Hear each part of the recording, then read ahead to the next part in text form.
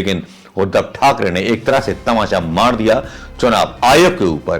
क्या मोदी के बैग की तलाशी लोगी? चाहे मोदी हजारों करोड़ रुपए अपने हेलीकॉप्टर में लेकर के आए तो वो मंजूर है, और खाली बैग उद्धव ठाकरे का उसकी तलाशी लेनी पड़े तो वो नामंजूर है।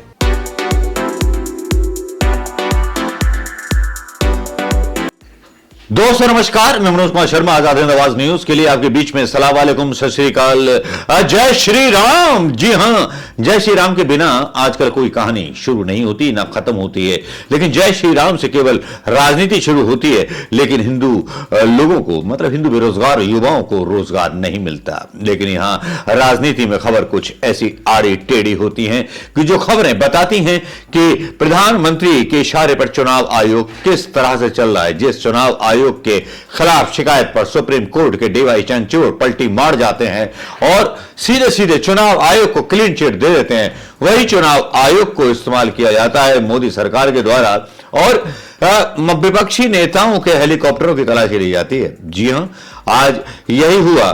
महाराष्ट्र चुनाव के दौरान उद्धव ठाकरे के हेलीकॉप्टर की 2 बार तलाशी ली गई कि कहीं कैश तो नहीं आया, कहीं कुछ आया तो नहीं। जैसा चोर होता है ना खुद, वो दूसरे के बारे में भी वैसा सोचता है कि यहां पर फंडिंग के लिए कुछ पैसा बाहर से आ रहा होगा तो चलो रोको, ऐसे रोका जाएगा, वैसे रोका जाएगा। लेकिन यहां प्रॉब्लम क्या है कि बीजेपी को समझ ही नहीं आ रहा है कि गुस्सा है पब्लिक को। ईवीएम से आप भले ही मैनिपुलेट करके चुनाव जीत जाओ, वो आपकी मर्जी है, बैलेंस से चुनाव नहीं जीत पाओगे, वो एक अलग पक्ष है। यहां भी आप हरियाणा जैसे रिजल्ट दे दो, वो एक अलग बात है। लेकिन जब इस तरह की चीजें और प्रेशर विपक्षी नेताओं पर बनाया जाता है, तब लोकतंत्र कहां जिंदा है? राष्ट्रपति क्या इस पर एक्शन लेंगे? चुनाव आयोग के खिलाफ क्या कोई गूंगा जज सुप्रीम कोर्ट का एक्शन लेगा? गूंगे जज तो गूंगे हो चुके हैं, जिनको राज्यसभा और बड़ी पॉलिटिक्स आ जाती है। डीवाई चंद्रचूड़ को हमने क्या समझा था और क्या निकले? उन्होंने तो जाते जाते अपनी मट्टी पलित करवा ली। संजीव खन्ना नए चीफ जस्टिस बने। अब उम्मीद आदमी की एंड ऑफ द रूट होती है, उस पर कायम रहती है कि जो एंड में है, चलो यार इसको देखते हैं भैया, इसको भी देख लेते हैं, इतने साल तो हो गए। लेकिन यकीन मानिए मेरा दोस्तों कि हिंदुस्तान का जो एक लोकतंत्र है ना, वो सड़ चुका है। जो बनाया था और जो संविधान बनाया था, उसके कानून सड़ चुके हैं। कांग्रेस उन्हीं बनाए हुए संविधान के दायरों में कैद होकर के रह गई है, और सारी विपक्षी पार्टियां भी। संविधान को किस तरह से इस्तेमाल करना और किस तरह से लोकशाही को, न्यायपालिका को, और किस तरह से उद्योगपतियों का मतलब ईज ऑफ डूज करना है, ये प्रधानमंत्री मोदी जी को बहुत अच्छी तरह पता है।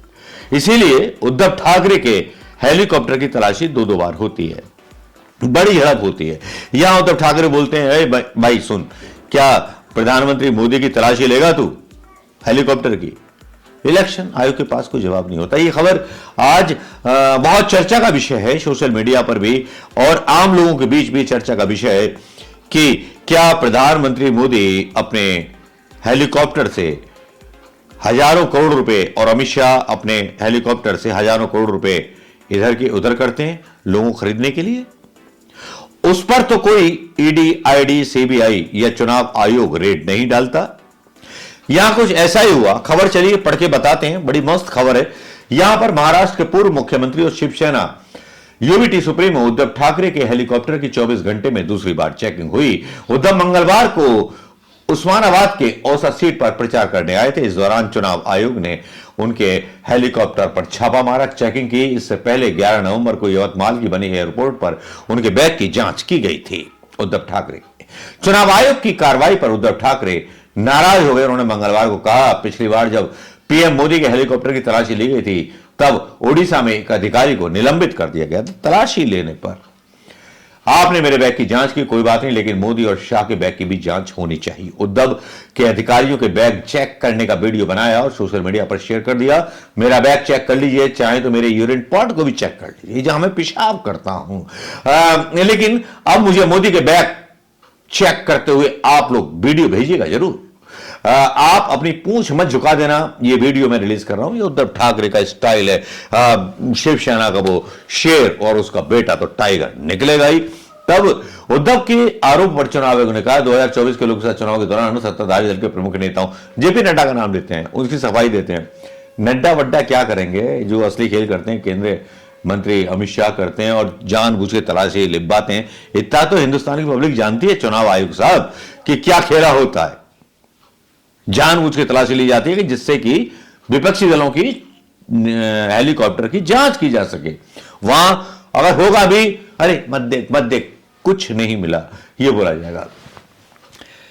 उद्धव ठाकरे बहुत ही एक संवेदनशील दैनिक भास्कर के हवाले से डालते हैं, जिंदगी में पहली बार मेरा बैग चेक किया गया है। चुनाव आयोग के अधिकारियों को मोदी और शाह का बैग चेक करने का भी साहस दिखाना चाहिए। हुआ क्या था, क्या बातचीत उनके बीच हुई? उद्धव ठाकरे के पास जब जांच दल के अधिकारी आए तो उद्धव साहब ने पूछा, आपका नाम क्या? अधिकारी बोला, मेरा नाम अमोल है। उद्धव ठाकरे बोले, कहां के रहने वाले हो? बोला, अमरावती का रहने वाला हूं साहब। उद्धव बोले, अमरावती का ठीक है, लेकिन अब तक किन किन लोगों का आपने बैग चेक किया है? मुझसे पहले कितने नेताओं का बैग आपने चेक किया? अधिकारी बोला, इससे पहले किसी का भी नहीं किया, मुझे बस 4 महीने हुए हैं। उद्धव बोले, 4 महीने में आपने एक भी बैग चेक नहीं किया, मैं पहला कस्टमर आपको मिला। अधिकारी, नहीं साहब ऐसी कोई बात नहीं। उद्धव, नहीं, आप मेरा बैग चेक करिए, मैं आपको रोकूंगा नहीं। आप मेरा बैग चेक करते हुए बताओ कि आपने मिंदे यानी एकनाथ शिंदे का बैग चेक किया? क्या देवेंद्र फडणवीस, अजीत पवार, मोदी, अमित शाह का बैग चेक किया? अधिकारी बोलता है कि मौका नहीं मिला। उद्धव बोलते हैं कि जब मोदी आएंगे तो उनका बैग चेक करते हुए क्या वीडियो आप मुझे भेजेंगे?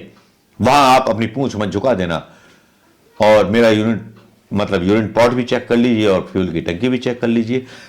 अधिकारी बोलता है कि नहीं साहब, बैग चेक होने पर रिएक्शंस आने लगे। आम आदमी पार्टी के संजय सिंह का रिएक्शन आता है, अपनी रिश्तेदार लगते हैं यार। महाराष्ट्र के अंदर किसी की हिम्मत नहीं होती थी कि बाला साहब ठाकरे के पार्टी के साथ कोई दुर्व्यवहार कर सके। आज उस पार्टी के अगुआ उद्धव ठाकरे के साथ जिस तरह की बदसलूकी की गई, इसका सबक महाराष्ट्र की जनता दिखाएगी। यहां सीट शेयरिंग का फार्मूला भी मैं आपके बीच बता देता हूं। यहां पर सीट शेयरिंग फार्मूला जो हुआ है उसके बारे में भी आपको उत्कंठा होगी। यहां पर चुनाव और नाम वापसी की तारीख है 4 नवंबर, वोटिंग होगी 20 नवंबर को, रिजल्ट आएंगे 23 नवंबर को। यहां पर भारतीय जनता पार्टी 148 सीट पर और कांग्रेस 103 सीट पर, शिवसेना शिंदे 80 सीट पर और शिवसेना उद्धव 89 सीट पर, और अजीत पवार की एनसीपी लड़ रही है 53 सीट पर, और एनसीपी की जो पार्टी है शरद पवार की वो लड़ रही है 87 सीटों पर। सहयोगी दल 5 सीटों पर लड़ रहे हैं, महायुति में और महाविकास आघाड़ी में 6 सीट पर लड़ रहे हैं। 288 सीट हैं, बहुमत 145 सीटों पर मिल जाएगा। अब देखने वाली यह बात होगी कि जिस तरह का कदम उठाया है उसका क्या नेगेटिव इंपैक्ट जाएगा इस चुनाव में। लोकसभा चुनाव में भाजपा को 23 सीट मिली थी और 9 सीट मिली अभी जो हुए उस, यानी कि भारतीय जनता पार्टी अपना जनाधार वहां महाराष्ट्र में खो चुकी है। जहां पहले 23 सीटें जीती थी वहां उसको 9 सीटें मिली सिर्फ। और लोकसभा चुनाव के हिसाब से भाजपा को नुकसान का अनुमान है और भाजपा 60 सीटों के आसपास सिमट करके आएगी। विधानसभा 19 के चुनाव में बीजेपी ने 105 सीट और शिवसेना ने 56 सीट जीती थी। गठबंधन में एनसीपी को 54 और कांग्रेस को 44 सीट मिली थी। यह आंकड़ा था। अब देखना यह है कि आने वाला समय जिताता किसको है। एक तरफ शिंदे के साथ फडणवीस है और दूसरी तरफ शरद पवार, राहुल गांधी की अपनी खिचड़ी अलग पक रही है। देखना महत्वपूर्ण